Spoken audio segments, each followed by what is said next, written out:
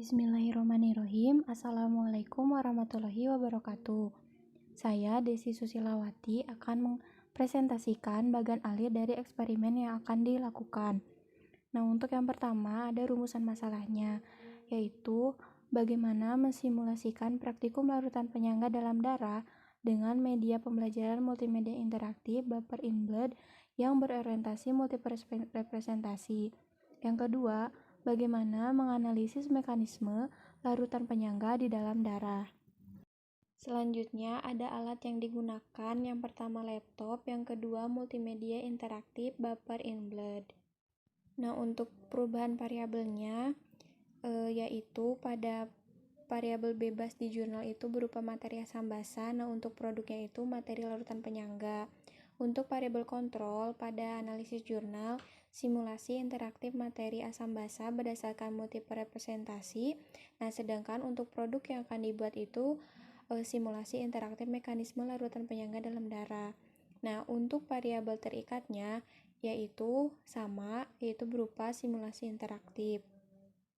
Untuk bagian alirnya ada larutan penyangga dalam darah.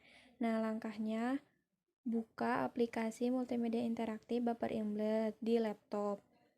Nah, setelah dibuka, diklik start, kemudian amati kondisi awal avatar.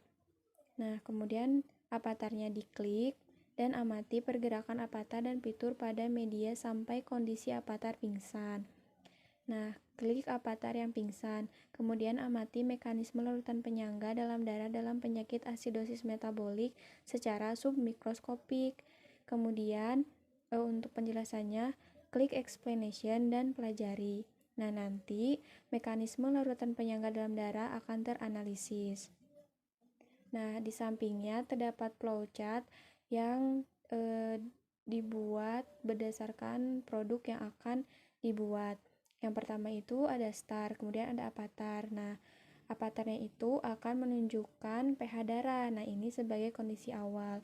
Kemudian avatarnya diklik, nanti avatarnya akan naik gunung. Nah, ada 4 aspek yang akan bergerak secara bersamaan, yaitu avatarnya akan berjalan menaiki gunung, kemudian karbon dioksida yang dihasilkan oleh avatar akan meningkat, dan pH darah akan menjadi asam, dan ketinggian akan meningkat. Nah, keempat aspek ini akan disimulasikan melalui fitur-fitur tertentu. Kemudian semakin tinggi dan semakin asam pH darah, maka avatarnya akan pingsan. Nah, akan muncul keterangan asidosis metabolik.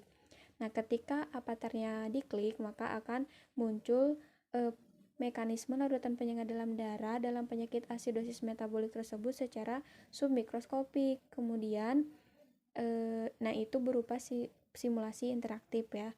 Nah, kemudian ada explanation. Nah, fitur ini berisi tentang penjelasan mengenai larutan penyangga dalam darah.